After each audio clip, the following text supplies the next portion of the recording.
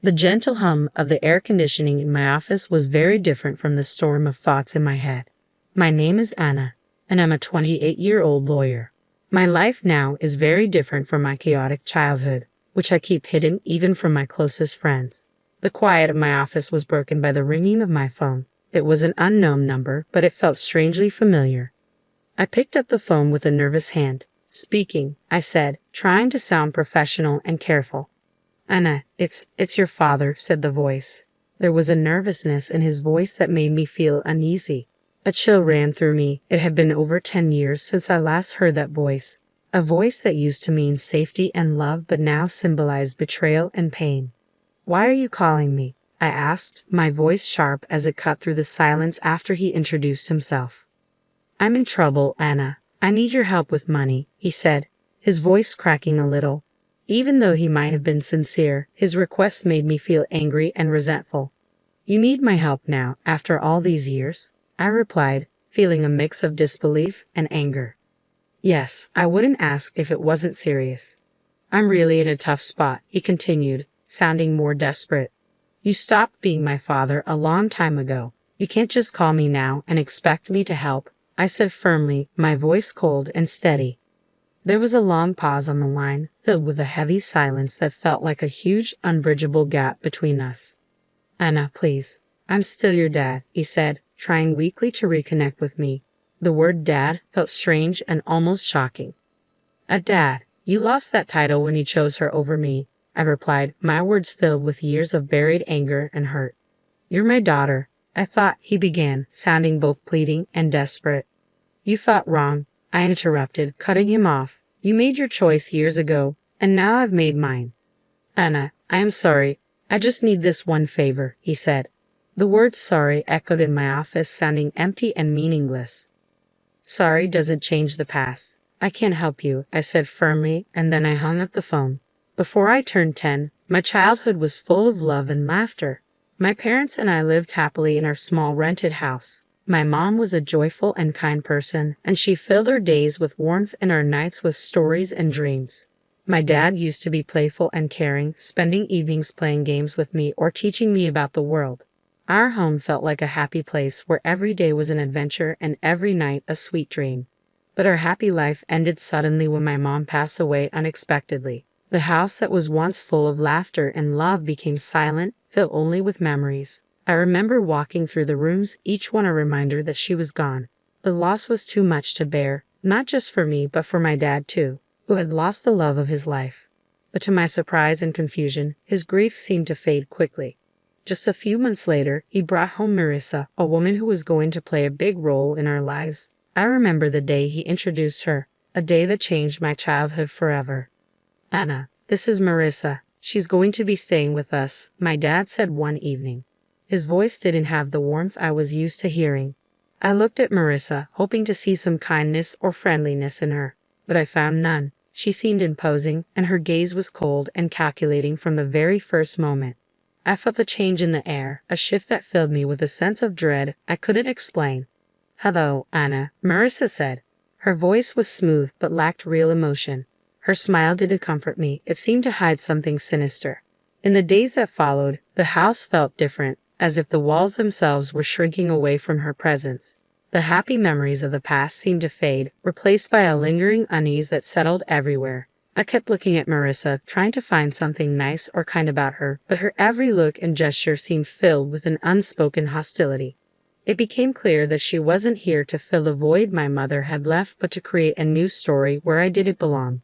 As I watched her move around our home, a home that once felt safe and happy, I couldn't shake the feeling that her arrival marked the start of something bad.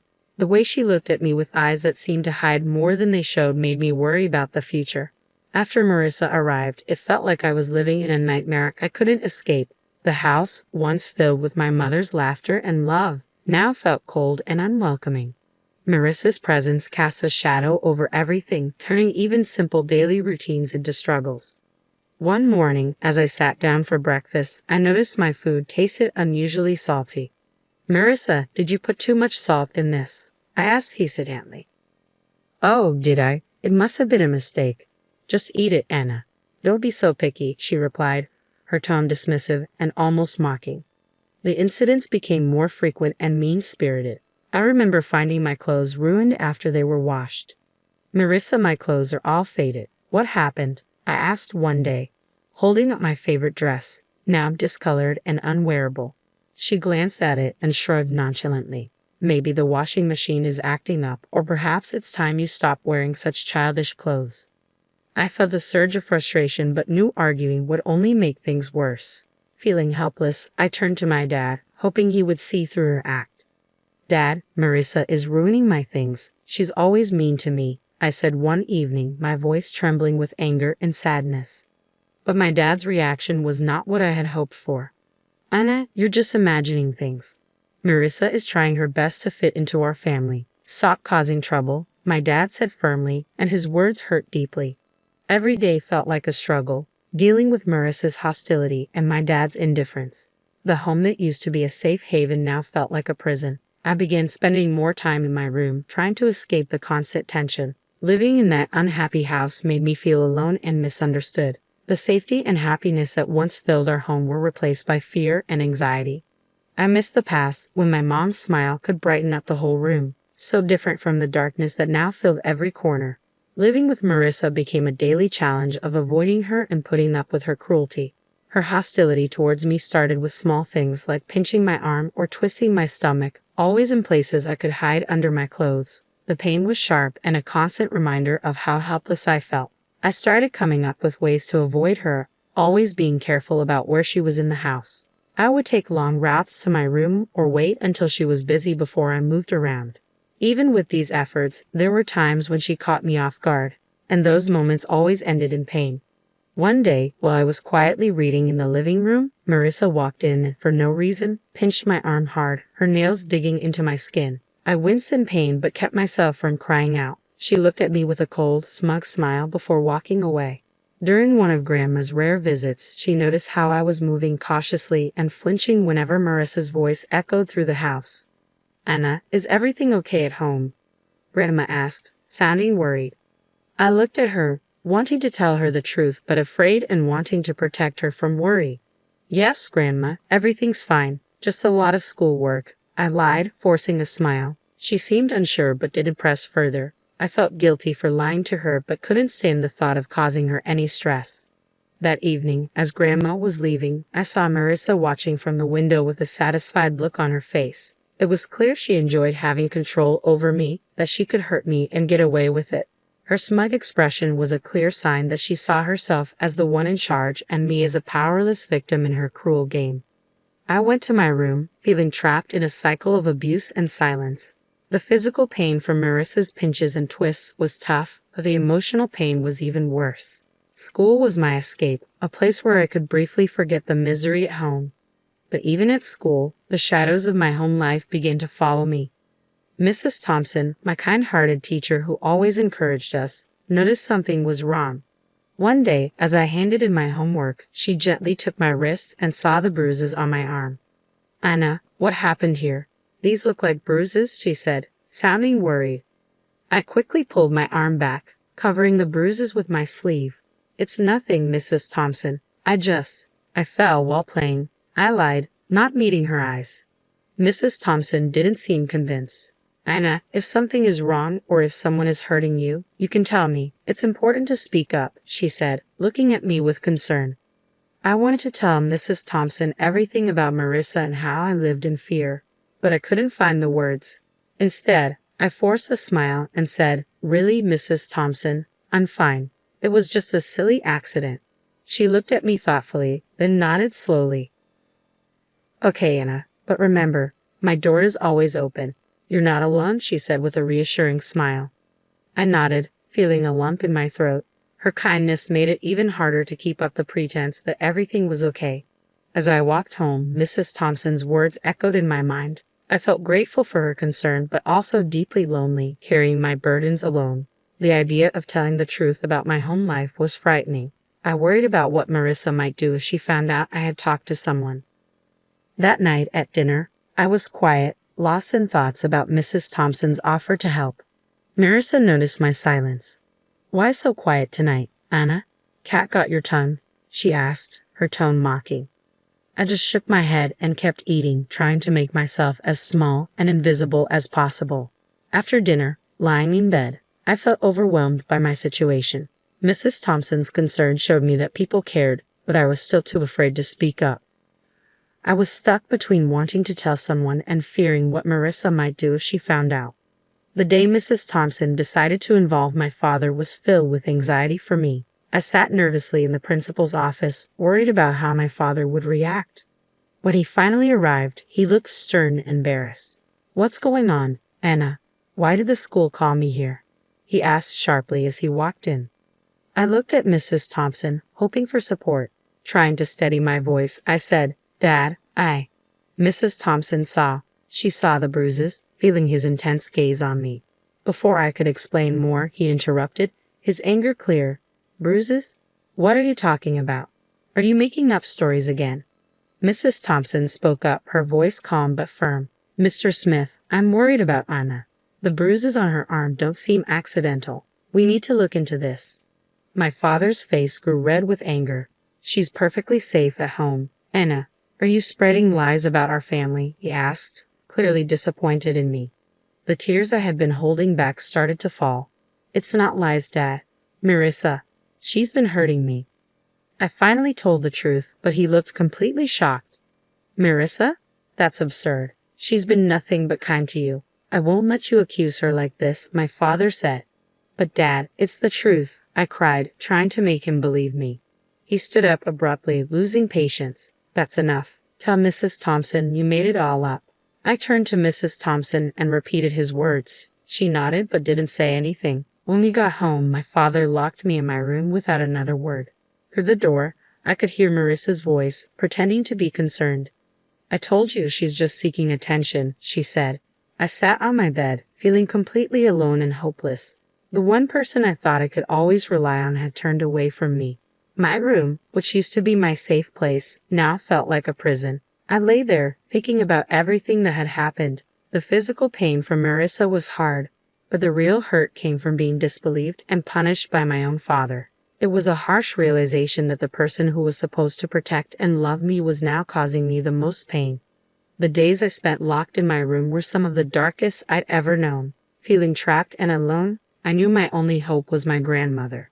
She was always kind and loving, but I had never wanted to burden her with my troubles. One evening, when I was sure Marissa and my father were busy, I gathered the courage to call my grandmother. My hands were shaking as I dialed her number. "Hello," her familiar, warm voice answered. "Grandma, it's me, Anna," I said, trying to keep my voice calm. "Anna, my dear, how are you?" she asked, with genuine care in her voice. Tears filled my eyes as I said, "Grandma, I need help. Can I come and stay with you for a while?" There was a pause on the other end. "What's wrong, Anna? Did something happen?" I took a deep breath and let the words spill out. "It's Marissa. She's been hurting me, and Dad won't believe me. I don't know what to do." I could hear my grandmother's concern as she quickly said, "Of course, dear, come right over." The next day, my grandmother arrived. She was small, but her presence was powerful. She confronted my father with surprising strength.